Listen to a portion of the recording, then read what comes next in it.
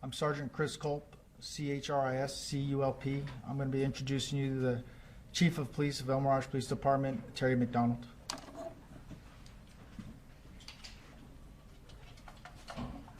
Good afternoon. It's with a very heavy heart that I address the news and media community today.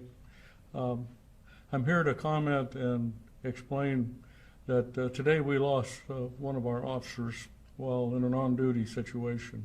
Officer Paul Lazinski, who is pictured on the board, died following a foot pursuit of a wanted subject earlier today.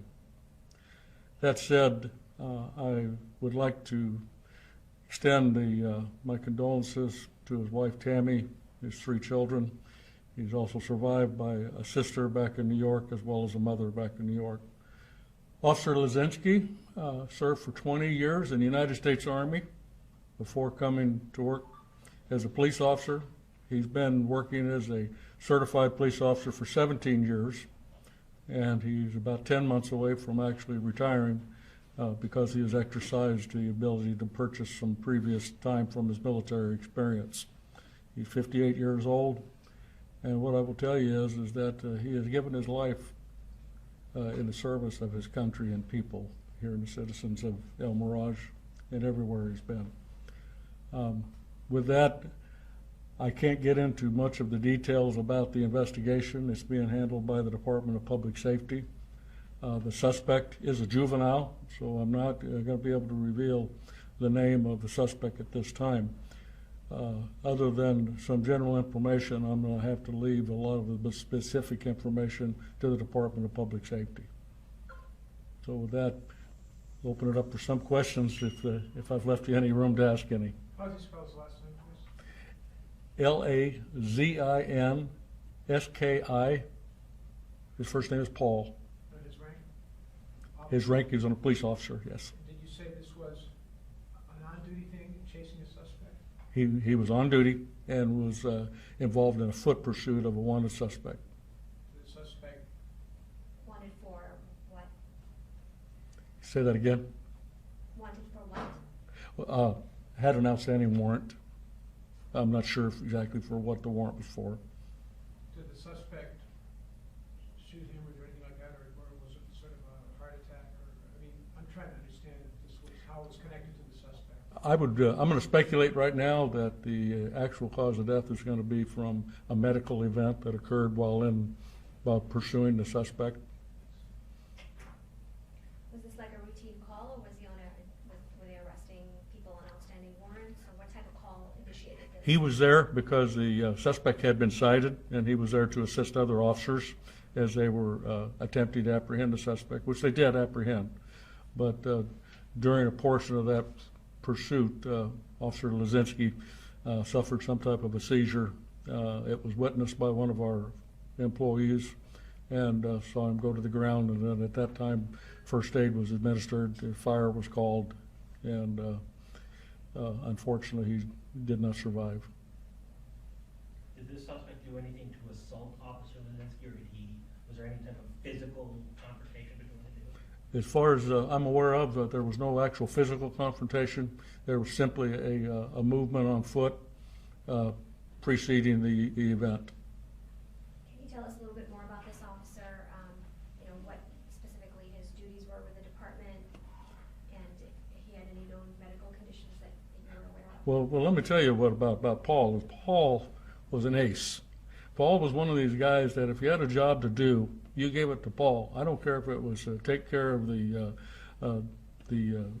command van out there, or serve on your retirement board, because he did that. He was also a representative for his officers association, and worked with the officers at times through employment problems or perhaps some disciplinary issues. But Paul, what I will tell you was an absolute voice of reason, and he was a very pleasure to have on board as an officer. Can this juvenile be charged with anything additional because of an officer death involved in this situation? You know, we are investigating this thing from the standpoint of a criminal investigation. but to reflect beyond that would be inappropriate at this time. We'll leave that to the Department of Public Safety as well as the County Attorney's Office. I know you mentioned that you can't name the juvenile, but do you know what charge he was wanted on, or can you find out for us? What I'm going to tell you is that what I have been told, while not specific, is that he was a very troubled youth, troubled to the point that the juvenile authorities had issued a warrant for his arrest, which is not a routine thing to do, and that's why we were attempting to apprehend him. Was he with a partner? Were there a number of officers in the area, or? We work primarily single officer units in El Mirage, but there was more than one officer out there. I would estimate, from what I know, would be about 4, counting the supervisor that was out there. Were they able to put him in an ambulance and take him to the hospital, or did he pass away on scene? He was treated at the scene with first aid, and then was transported to the hospital by fire. Have you been able to talk to any other officers on how they're doing, how they're handling this? You know, I've been out at the hospital. We've had just about a showing of 100% of the officers, not to mention an outpouring of officers from other departments. I personally have been contacted by every major chief in the city here. I've been at this game for a while, so I know a lot of them, and they've extended the hand of friendship and assistance, and we're going to be taking advantage of that. We're a small agency. This is not something that we are used to. In fact, to my knowledge, this may be the first officer who ever died in line of duty for the El Mirage Police Department. I don't know that to be a fact, but I don't, in any recent history, know of anything like this happening before. Is this the kind of department, you mentioned you were a small agency, but is this the kind of department where every officer knew each other? You know, some places like Phoenix, they don't all know each other, but what does that mean for a small department? Well, I'll tell you what it means. It means that you multiply it times 10. For many years, I was with the Phoenix Police Department, and certainly I don't ever want to try to minimize the death of an officer. But truthfully, everybody in this organization knew Paul. Everybody around here at one time or another had probably worked with Paul, whether they were cycling through during their training, or Paul would work an extra shift, or they would work an extra shift. So we're much like a community here and a family. We're very small, and I can tell you that it's the impact that it's going to have on this organization for the very near future is just going to be absolutely monumental. Can you tell us again how many years he had served here and a little bit about his family? How many years with El Mirage? He actually has 17 years that he's worked. He was getting ready to retire in about 10 months because he'd exercised the ability to buy back some military time for his pension for the public safety. And prior to that, he had 20 years with the United States Army. Older children or younger children with history? He's survived by his wife, 3 adult daughters, and a sister back in New York, and also a very elderly mother back in New York. What does that say to you? I mean, he was on foot chasing this guy. What type of officer was he? Does this just show his dedication, or what does it say about him? Paul was the type of guy that I can tell you that I've been here since 2011, and I've received so many compliments from the citizens about Paul's extra effort and what he would do to help a citizen in a time of need. And I can tell you that, like I said, he was a go-to guy. He was a go-to guy within our organization, as well as he was that person out on the street that if you had a problem, people felt comfortable. He wasn't a young officer. He was an older officer, which I think probably made him, in some regard, much more approachable. So consequently, Paul was one of those that people just like to talk to, and like I said, he and I have been talking. I know that he was looking at retiring here in about 10 months, and this is just absolutely tragic. Had he mentioned what his plans were after retirement? What was that again? Had he mentioned what his plans were after retirement? Knowing Paul, it was going to be taking care of family, because that's what he did. He took care of family. We noticed Peoria police out there,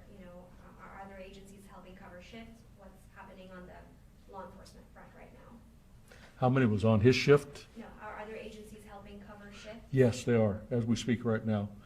We've had, like I said, an outpouring of support. The Surprise Police Department has immediately supplied some officers to us. The Peoria Police Department has done the same. Chief Mentor from Peoria PD, Chief Jerry Williams has reached out to me. Director Milstead has reached out to me. Everybody is offering us a ton of support because, you know, they know what it's like because they've walked in these shoes ahead of me, and they're absolutely being most gracious and helpful to me. How many members of your department? How many is your department? As a department, we are, counting me, we're about 43 strong sworn, and then we have our professional staff that supports us as well. Where exactly, oh, How long have you been chief? I've been chief since September 18th of 2015. Prior to that, I was the assistant chief here since 2011. So how long have you known Paul? Since 2011. Since One of the first guys I met, I might add, coming in the door.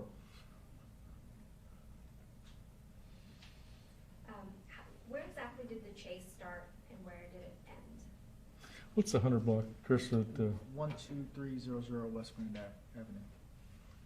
Why don't you step up there and give it to him? It started at the approximate 12321 West Grand Avenue, near the Food City. And it ended where? Right across the street on Grand Avenue.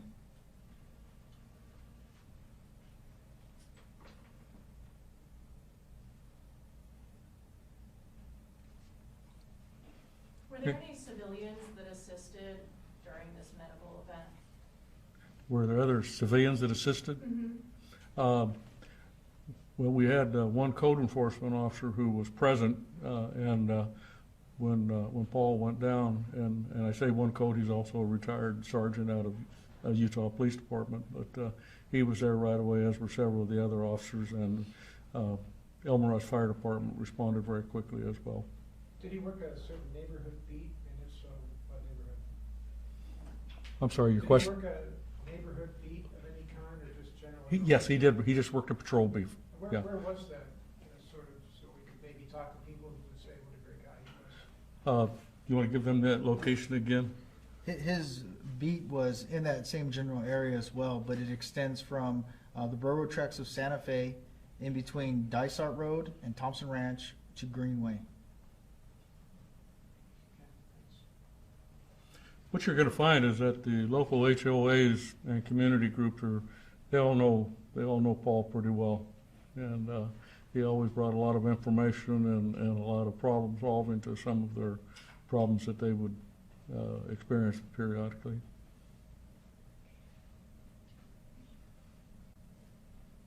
I mean, what do you tell your guys at the end of a shift today? I mean, it's a tough day for you especially, I'm sure.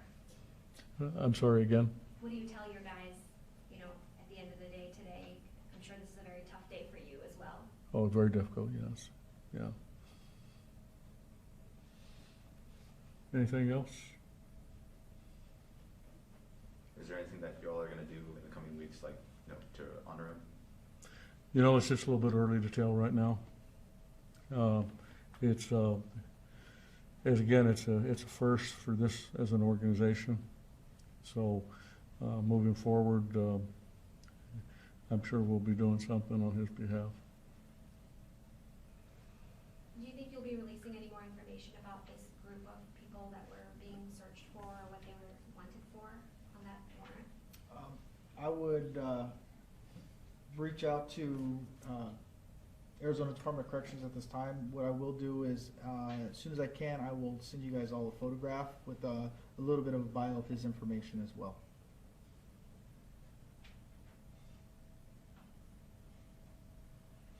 Any further questions?